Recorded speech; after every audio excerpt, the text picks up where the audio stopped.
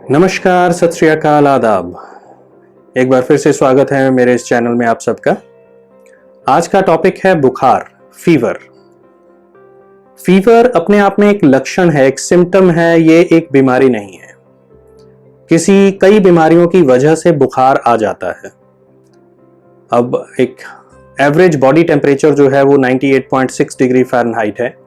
Centigrade में ये 37 degree centigrade के बराबर बैठता है। बुखार होने के कई कारण हैं, मगर बुखार होता इस वजह से है क्योंकि हमारे दिमाग में एक एरिया है जिसका नाम है हाइपोथैलेमस। वो हमारे बॉडी टेम्परेचर को एक फिक्स पॉइंट पे बरकरार करके रखता है, बना के रखता है। अगर किसी वजह से शरीर में कोई इन्फेक्शन आता है या सूजन आती है जिसकी वजह से हाइपोथैलेमस को ये संकेत मिलता है, तो वो हमारा वो फिक्स टेम्परेचर का जो लेवल है उसको बढ़ा देता है, जिसकी वजह से हमें ठंड लगना शुरू होती है, हम और कपड़े पहनना शुरू कर देते हैं, कंपन होती है, शिवरिंग होती है बॉडी में, और वो शिवरिंग जो है मसल्स शिवर करते हैं तो उसकी वजह से हीट जनरेट होती है बॉडी में और अल्टीमेटली बॉडी टेम्परेचर बढ़ जाता है, फीवर आ जाता है।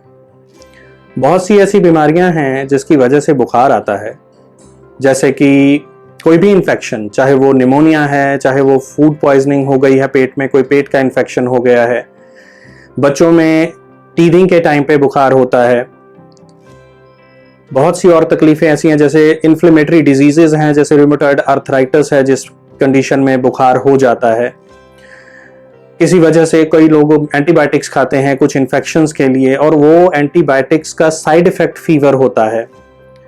तो ऐसी और बहुत सारी कंडीशंस हैं जिनकी वजह से बुखार आता है, मगर वो बीमारियों के अपने लक्षणों के साथ साथ बुखार के अपने साइन एंड सिम्टम्स भी होते हैं, जैसे कि पसीना आना, ठंड लगना, शिवरिंग होना, बॉडी पेन्स होना, मसल एक्स जिसे कहते थे, मांसपेशियों में दर्द, उसके साथ सिर दर्द होना, डिहाइड्रेशन हो जाना, चिड़चिड़ापन बहुत ज्यादा आ जाता है। कई बार इतनी वीकनेस होती है कि इंसान उठने में भी सक्षम नहीं रह जाता, वो लेटा ही रहता है। तो ये सारे जो सिम्टम्स हैं ये बुखार के अपने सिम्टम्स होते हैं। वैसे तो बुखार अपने आप चला जाता है, उसको ज्यादा कोई ट्रीटमेंट की जरूरत नहीं पड़ती अगर वो माइल्ड फीवर है, कम बुखार है, 99 या 100 के बीच में अगर चल रहा है। तो बुखार कई बार सिर्फ गोली खाने से भी ठीक हो जाता है, उसको ज्यादा कोई दिक्कत नहीं देता वो किसी तरह की।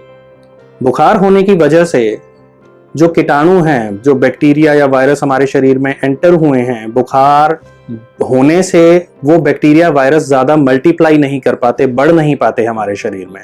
तो बुखार होना एक फायदे वाली चीज है। बुखार का मतलब है कि शरीर लड़ रहा है उस बीमारी से। अगर नॉर्मल बॉडी टेम्परेचर रहेगा और बैक्टीरिया वायरस अंदर शरीर के हैं तो वो बहुत आसानी से ग्रो कर जाएंगे, क्योंकि उनके लिए वो तापमान बहुत ही बढ़िया होता है ग्रो करने के लिए। तो बुखार होने का मतलब यह है कि शरीर अपने आप उसको रोक रहा है कि वो और ज्यादा ग्रो ना कर पाए इन्फेक्शन जो है, और उन्हें मारता है। और उस कंडीशन में बॉडी का जो इम्यून सिस्टम है वो एक्टिवेट हो जाता है उस बीमारी के खिलाफ लड़ने के लिए और शरीर को बचाने के लिए। तो अगर बुखार कोई ज्यादा दिक्कत नहीं दे रहा बड़ों में, तो उसे बिना दवाई के 1-2 दिन में जाने देना चाहिए। कई बार वो अपने आप चला जाता है। बच्चों में खास ध्यान रखने की जरूरत होती है, क्योंकि बच्चों में बुखार सीरियस इन्फेक्शन की इंडिकेशन हो सकता है। छोटे बच्चे जो 1 साल से छोटे हैं बच्चे, या 1 या 2 साल की उम्र के बच्चे हैं, तो उनमें वेट नहीं करना चाहिए, डॉक्टर को दिखा लेना चाहिए। जैसे कि अगर 3 महीने से छोटा बच्चा है, उसमें अगर 100.4 डिग्री या उससे ज्यादा बुखार जा रहा है, तो उस कंडीशन में, या 3 से 6 महीने का बच्चा है, 102 या उससे ज्यादा बुखार हो रहा है, या 6 महीने से 2 साल का बच्चा है, उसमें बुखार 1 दिन से ज्यादा रह गया, 102 103 आ गया, वीकनेस बहुत महसूस कर रहा है बच्चा, कंफ्यूजन की स्टेट है, लेटा हुआ है, उठने की भी हिम्मत नहीं, अगर उससे बात करते हैं तो वो अपनी ही कुछ बातें कर रहा है, उसे समझ नहीं आ रहा कि वो क्या बात करे, इस तरह की अगर स्थिति है, या बहुत ज्यादा रोए जा रहा है बच्चा, या कुछ खा पी नहीं रहा, इस तरह की अगर कंडीशन है तो डॉक्टर को इमीडिएटली दिखाना चाहिए, उसमें वेट नहीं करना चाहिए।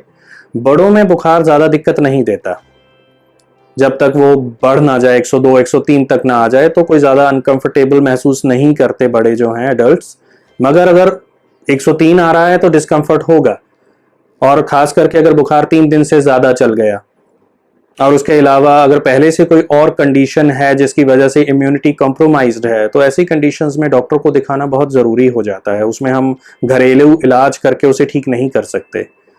और कुछ ऐसी चीज़ें हैं जिसका खास ध्यान रखने की ज़रूरत है कि अगर वो सिम्टम्स बुखार के साथ हैं तो आपको डॉक्टर को दिखाना बहुत ही ज़्यादा लाजमी हो जाता है। जैसे कि अगर बच्चा कोई रिएक्शन ही नहीं दे रहा, आई कांटेक्ट नहीं बना रहा बात करते हुए, बहुत ही ज़्यादा निढाल होकर लेटा हुआ है वो कंडीशन, या सिर में बहुत सिवियर दर्द है, स्किन पे रैशेज आ रही हैं मगर वो रैशेज ठीक होने की बजाय या स्टेबल रहने की बजाय और बढ़ रही हैं, सिवियर हो रही हैं, गर्दन में स्टिफनेस है, आगे गर्दन झुकाने से दर्द होता है, लाइट की तरफ देखना मुश्किल हो रहा है, पेट दर्द बहुत ज़्यादा रह रहा है, उल्टियाँ आ रही हैं, लूज स्टूल्स आ रहे हैं बहुत ज़्यादा, छाती में दर्द, गर्दन में सूजन और दर्द, छाती के दर्द के साथ साथ सांस लेने में दिक्कत हो रही है, तो ऐसी कंडीशंस में डॉक्टर को दिखाना बहुत ज़रूरी हो जाता है। ऐसी सिचुएशन में हम ये नहीं कह सकते कि घर पे हमने कोई बुखार की गोली दे दी और वो ठीक हो जाएगा, नहीं, कॉम्प्लिकेशंस बढ़ सकती हैं। अगर ऐसा कुछ बुखार के साथ चल रहा है तो आप इमीडिएटली डॉक्टर को दिखाइए जाकर। उसके अलावा सब जानते हैं कि बुखार को चेक करने के लिए थर्मामीटर्स होते हैं। थर्मामीटर्स ओरल थर्मामीटर्स हैं जो मुंह में रख के चेक किया जाता है, रेक्टल थर्मामीटर्स हैं जो पॉटी वाली जगह में बुखार चेक किया जाता है, वो खास करके छोटे बच्चों में होता है जो मुंह में रख नहीं पाते। उसके अलावा एक्सिलरी रीजन है, यहाँ पर बाजू में रख के भी चेक करते हैं। ईयर थर्मामीटर्स आते हैं जो कान से चेक होते हैं, फोरहेड थर्मामीटर्स हैं, मगर जो ओरल और रेक्टल थर्मामीटर्स हैं या ओरल और रेक्टर जो रीडिंग्स हैं वो ज्यादा एक्यूरेट मानी जाती हैं बाकी थर्मामीटर्स के कंपैरिजन में। तो अब बात करता हूं मैं प्रिवेंशंस की, कि इसकी रोकथाम कैसे की जा सकती है। बुखार को रोकने के लिए, प्रिवेंशन के लिए सबसे पहले जरूरी है हाथ धोए जाना। हाथों का धोना, खाना खाने से पहले, टॉयलेट यूज करने के बाद, अगर कहीं बाहर से होकर आए हैं, बहुत सारे लोगों में क्राउडेड प्लेस से होकर आए हैं हम, तो हाथ धोना जरूरी हो जाता है।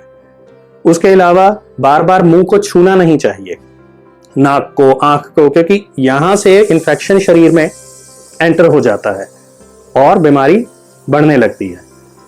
उसके अलावा कुछ बच्चे क्या करते हैं कि एक दूसरे के बर्तन, खाना खा रहे हैं तो एक ही बर्तन में खाना खा रहे हैं, उसी में से एक कप में चाय पी रहे हैं। दोस्तों में क्या होता है कि एक ने चाय उसी कप में पी और उसी में से वो चाय दूसरा दोस्त भी पी रहा है।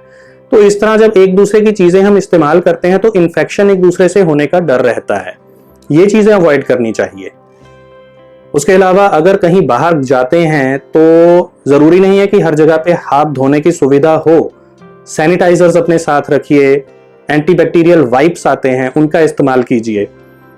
उसके अलावा पानी पिए जाना बहुत जरूरी है, क्योंकि बुखार में डिहाइड्रेशन होती है, बॉडी का पानी कम होता है, तो पानी का इस्तेमाल, पानी सही मात्रा में पीना चाहिए। बुखार में अगर प्यास नहीं भी लग रही तो भी थोड़ी थोड़ी देर बाद पानी पीते रहना चाहिए, ये जरूरी है आपकी बॉडी को हाइड्रेट रखने के लिए, उसे जल्दी रिकवरी देने के लिए। तो ये सारी प्रिवेंशंस की चीजें हैं जिनका ध्यान रखना बहुत जरूरी है। अब इसके बाद बात आती है ट्रीटमेंट की। ट्रीटमेंट में बुखार अगर ज्यादा है तो छोटे बच्चों में खास करके अगर 103 पहुंच गया बुखार तो पट्टियां करनी जरूरी होती हैं माथे पे, ठंडे पानी की पट्टियां। वो टेम्परेचर को, सिर के टेम्परेचर को डाउन रखने में मदद करती हैं। होता क्या है कि छोटे बच्चों में फिब्राइल सीजर्स आने का डर रहता है, जैसे कहते हैं दौरा पड़ना।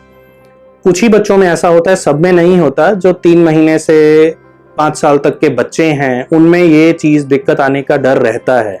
और अगर एक बार ऐसा हो गया कि बच्चों को बुखार की वजह से दौरा पड़ गया है तो संभावनाएं होती हैं कि 1/3 बच्चों में वो दौरा जो है वो 1 साल के बीच बीच में दोबारा होने का डर रहता है। तो कोशिश कीजिए कि जब भी बुखार तेज होता है तो ठंडे पानी की पट्टी जरूर कीजिए, तब तक करते रहिए जब 1 या 2 डिग्री टेम्परेचर डाउन ना आ जाए। उसके अलावा पानी पीना, पानी का पिए जाना जरूरी है। रेगुलर बाथ लेने से, नहाने से भी 1-8 डिग्री टेम्परेचर कम हो जाता है, तो नहाना भी फायदा देता है अगर टेम्परेचर ज्यादा जा रहा है। अब बात करूंगा मैं होम्योपैथिक दवाइयों की। कुछ होम्योपैथिक दवाइयां ऐसी हैं जो बुखार में हम अक्सर देते हैं होम्योपैथी में लक्षणों के आधार पे, जैसे कि एकोनिटम नेपोलिस है, बेलाडोना है, सिंकोना ऑफिशिनालिस है, यूपिटोरियम परफोलिएटम है, जेलसीमियम है, रस्टॉक्स है, नक्स वोमिका है। तो इसके अलावा और बहुत सारी दवाइयां हैं जो बुखार में काम आती हैं और बहुत अच्छे रिजल्ट्स देती हैं। बट ये सारी दवाइयां लक्षणों के आधार पर दी जाएं तो ही बहुत अच्छा रिजल्ट दिखा पाती हैं। तो बुखार में आज ये जो मैंने सब बातें बताई यही सब कुछ है। अगर आपको ये मेरा वीडियो अच्छा लगा है, इसने आपकी नॉलेज में कुछ एडिशन किया है, तो मेरे वीडियो को लाइक कीजिए, इसे शेयर कीजिए, अपने अपनों के साथ शेयर कीजिए ताकि उन तक भी ये नॉलेज पहुंच सके। मेरे चैनल को सब्सक्राइब कीजिए और बेल आइकन दबाना मत भूलिए ताकि आने वाले वीडियोस आप तक पहुंच सके। अब मैं आपसे इजाजत लेता हूं, तब तक अपना ध्यान रखिए, मुस्कुराते रहिए। नमस्कार, सत श्री अकाल, आदाब।